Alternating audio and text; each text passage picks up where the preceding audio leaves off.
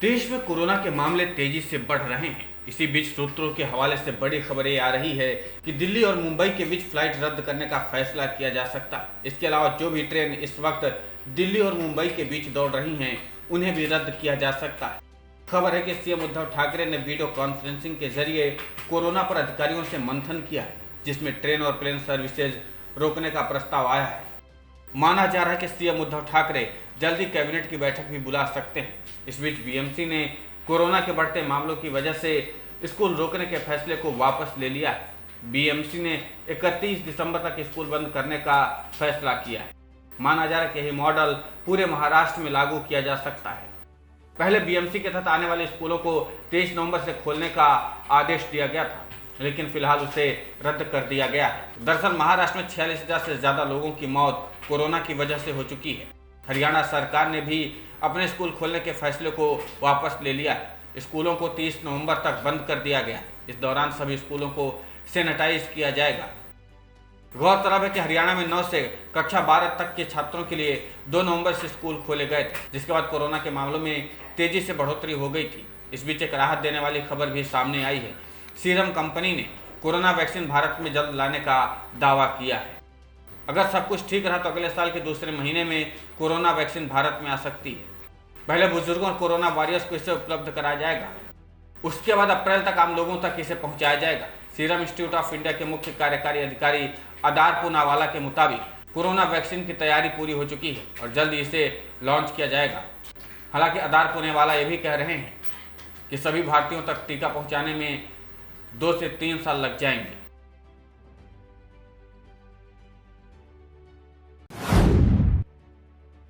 देश में कोरोना का संकट जारी है।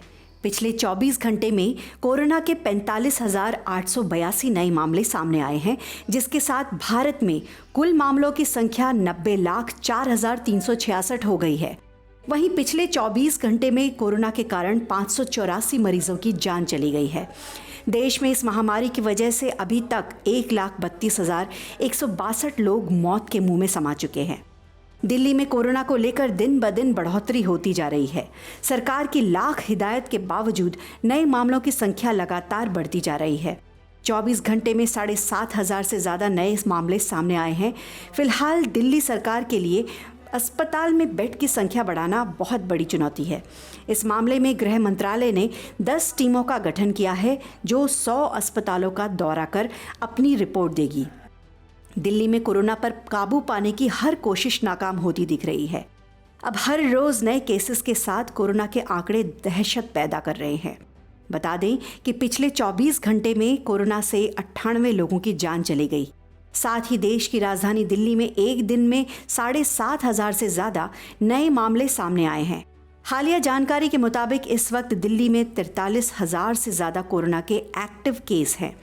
बता दें कि प्राइवेट अस्पतालों के आईसीयू में 80% बेड कोरोना मरीजों के लिए रिजर्व होंगे। हालांकि ये आदेश पहले से जारी था, लेकिन अब इसे सख्ती से लागू किया जाएगा। वहीं नॉन आईसीयू बेड 60% तक रिजर्व होंगे।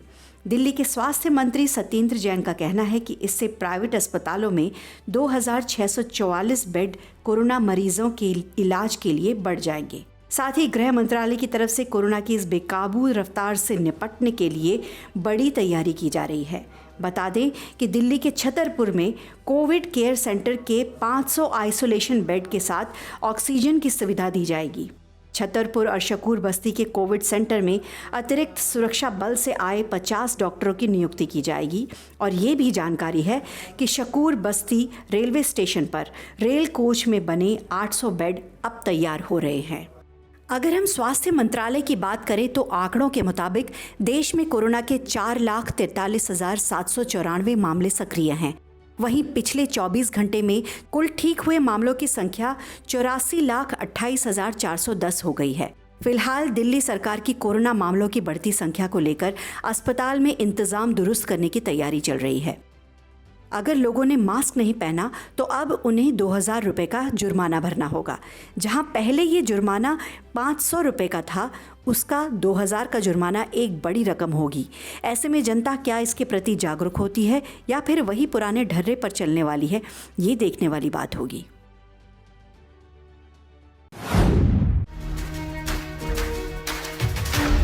उत्तर प्रदेश के प्रतापगढ़ में दर्दनाक हादसा हुआ है। आपको बता दें कि प्रयागराज लखनऊ हाईवे पर ट्रक और जीप की जबरदस्त भिड़ंत में 14 बारातियों की मौत हो गई।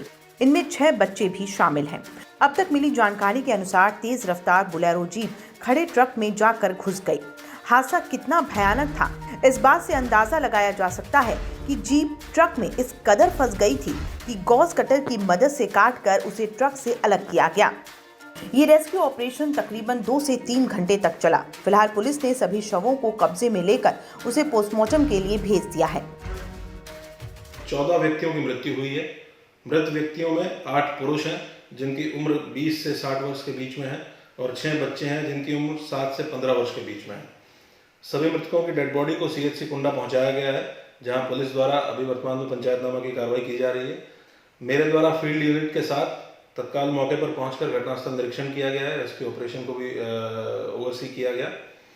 मृतकों के परिजनों एवं जो गांव के लोग हैं, गांव के प्रधान हैं, उनसे वार्ता की गई और इस दुखद घटना में प्रभावित व्यक्तियों को पुलिस प्रशासन द्वारा हर संभव मदद देने का आश्वासन मेरे द्वारा उनको दिया गया है। उधर हादसे की सूचना जब गांव में पहुंची तो वहां कोहराम मच गया। शादी समारोह में भी मातम छा गया।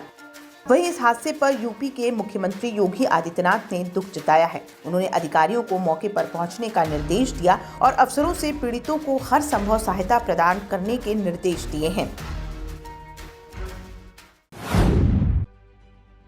अगर आप भारतीय सेना की खबरों को लेकर जागरूक रहते हैं तो आपके लिए एक नई जानकारी है। भारतीय सेना ने सेना में भर्ती को लेकर एक नया नियम लागू किया है। बता दें कि सेना में भर्ती लेने वाले अभ्यर्थियों को अब पहले से और भी ज़्यादा फिट रहना होगा। जी हाँ, जहां अभ्यर्थियों को पहले 50 किलो वजन के पैमाने से गुजरना पड़ता था, वहीं अब उन्हें अपनी ऊंचाई के अनुपात में वजन के मापदंड में सफल होना पड़ेगा। सेना ने अब तय किया है कि अब भर्ती होने वाले अभ्यर्थी और भी ताकतवर और दमदार होंगे। बता दें कि सेना के स्वतंत्र भर्ती बोर्ड दिल्ली ने ये प्रक्रिया शुरू कर दी है। साथ ही देश के दूसरे भर्ती मुख्यालयों को भी ये निर्देश जारी कर दिया गया है।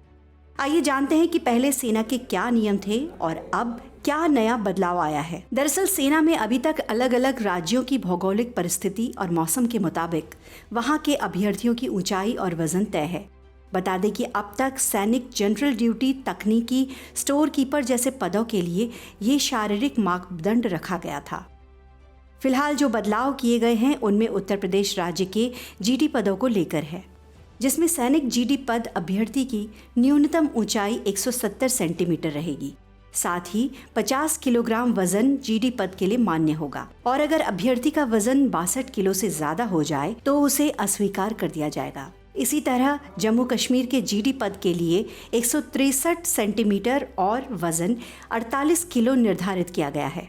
वहीं पंजाब में ये वजन की सीमा 50 किलो रखी गई है और ऊंचाई 170 सेंटीमीटर रखी गई है। ऐसे ही सिक्किम में ऊंचाई 160 सेंटीमीटर और वजन 48 किलो निश्चित की गई है। इसी तरह मध्य प्रदेश में 168 सेंटीमीटर ऊंचाई और 50 किलो वजन जीडी पद के लिए रखा गया है। अब अगर हम आंध्र प्रदेश की बात करें तो यहाँ न्यूनतम ऊंचाई 166 सेंटीमीटर और वजन 50 किलो निर्धारित किया गया है। आपको बता दें कि ये नियम आर्मी में जवानों और जेसीओ के भविष्य में बनने वाले थिएटर कमांड को लेकर लागू किया जा रहा है, ताकि सेना के तीनों अंगों के जवानों के बीच बराबरी बनी रहे। साथ ही आपको जानकारी दे दें कि 17 से 20 साल की उम्र के अभ्यर्थियों का अधिकतम वजन 63.6 तय किया गया है।